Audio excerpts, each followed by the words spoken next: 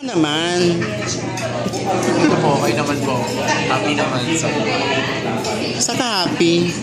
sa career po. Wala sa babae. Babae? Hindi, wala po. Wala po. Girl ngayon. Pupusin mo na sa trabaho. Yung mukha niya, good, good. Sabi ni Bea, parang gumaganda lalo yung story nung hanggang makita kang muli. Anong level na kayo ngayon? Level. Yung hirap sa taping, naghahabol ba kayo or ano ba? Hindi naman po. Marami po naman kami nakapondo na taping days. Pero maganda na po yung story kasi nabasa namin yung midline. Talagang tinexto agad si Bea. Sabi ko, nabasa mo na ba?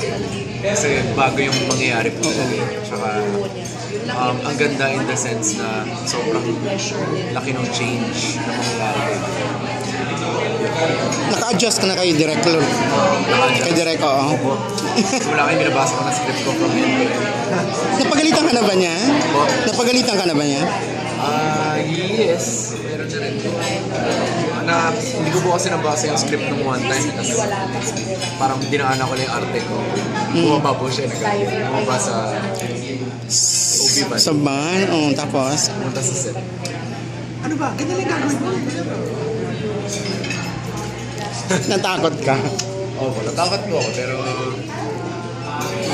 may natutunan din po ako ng lesson.